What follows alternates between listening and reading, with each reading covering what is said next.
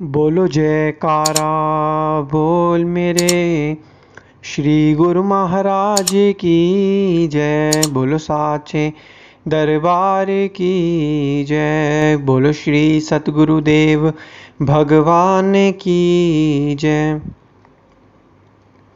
सौभाग्यशाली गुरुमुख सज्जन मंडली, इसी प्रकार अपने मन एवं चित्त की समस्त वृत्तियों को एकाग्र रखते हुए अपना ध्यान परमहंस महान विभूतियों की ओर लगाते हुए और अपनी मुख रसना को पवित्र करने हेतु एक बार ऊंची और मीठे स्वर में बोलिए जयकारा बोल मेरे श्री गुरु महाराज की जय। बोलो साचे दरबार की जय।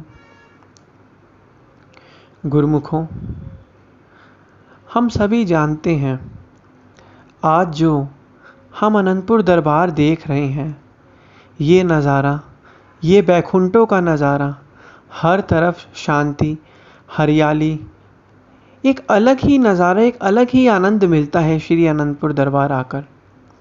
एक शांति और एक अच्छी वाइब्रेशन हमें मिलती है। तो अनंतपुर दरबार को हमारे श्री 108 श्री सद्गुरुदेव दाता दयाल जी महाराज श्री तीसरी पातशाही ने अपने तन पर अनेकों कष्ट सहन कर कर इस अनंतपुर दरबार को सींचा है। हमारे श्री परमहंस दयाल जी श्री तीसरी पातशाही जी महाराज जी ने, उनके इतने प्रयास, उन्होंने अपने समय में सेवादारों से सेवा करवाई और अनंतपुर दरबार को सींचा। जब अनंतपुर दरबार का निर्माण हो रहा था तो यहाँ पर बहुत ही जंगल था, जंगली जानवर, जब सेवादार लोग सेवा कर रहे होते थे तो जंगली जानवर शेर चीते आकर वहाँ पर घूमते थे। आज इस नज़ारे को देखकर ऐसे लगता ही नहीं है कि वहाँ पर इतना घना जंगल भी हो सकता था, क्योंकि कहते हैं ना, संत वचन पलटे नहीं पलटे सारा संसार।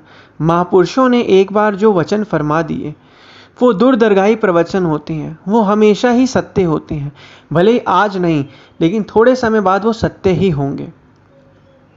एक बार की बात है, एक बार तीसरी पातशाही जी श्री गुरु महाराज जी के चरणों में एक भगत ने अपने खेत में उपजे टमाटर भेंट किए। तब श्री गुरु महाराज जी ने उस भगत को कहा, बस इतने छोटे टमाटर? उसने विनती की, स्वामी जी फसल अच्छी नहीं हुई। श्री गुरु महाराज जी ने कहा, जाओ अपने खेत और पौधों को हमारा संदेश सुनाओ। अगली बार टमाटर लाल और मोटे मोटे होने चाहिए। अपने खेत में एक किनारे पर खड़ा हो गया और जोर जोर से कहने लगा, अगली बार टमाटर मोटे मोटे लाल लाल होने चाहिए। वह भी मेहनत करने में जुट गया। कुछ समय के बाद श्री गुरु महाराज जी के चरणों में गया और कहा, स्वामी जी इस बार फसल बहुत अच्छी है। भगत ने टमाटर का टोकरा लेकर चरणों में आया। आंसू रुकने का नाम नहीं ले रहे थे। माथा टेका और कहा, यह सब आपकी कृपा है। तब श्री गुरु महाराज जी ने मुस्कुराते हुए टोकरे में से एक टमाटर उठाया और भोग लगाया और फरमाया, वाह जी वाह। और फिर कहा, जाओ अपने पौधों और खेतों को यह भी संदेश दो कि हम बहुत खुश हैं। भगत ने माथा टेका। हमारे तीसरी पातशाही जी उस पर बहुत प्रसन्न हुए और आशीर्वाद दिया। कहने का भाव यह है कि जड़ चेतन पूरी सृष्टि महापुरुषों के वचनों की पालना करती है। गुरुमुखों का भी कर्तव्य है कि वह अपने गुरु की पालना करें और उनके वचनों की पालना करें। तो कहने का तात्पर्य यही है कि तीसरी पातशाही जी महाराज जी ने जो हम भक्तों का इतना कल्याण किया है, इतना हमें सेवा बख्शिश करी है, तो हमको उनके बताए हुए नियमों पर चलना चाहिए।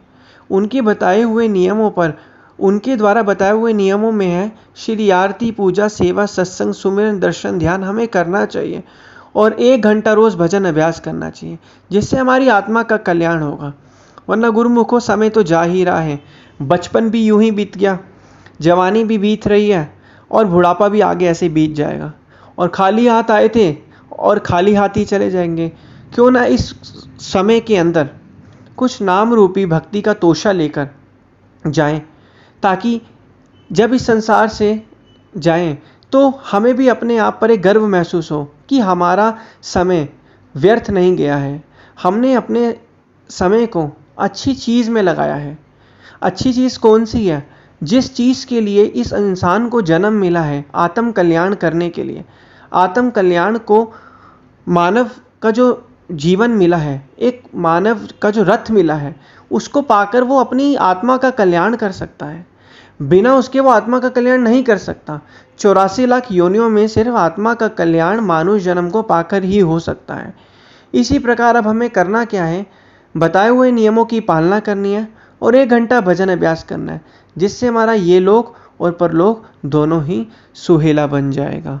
बोलो जयकारा बोल मेरे श्री गुरु महाराज की जय। बोलो श्री सद्गुरुदेव भगवान की जय।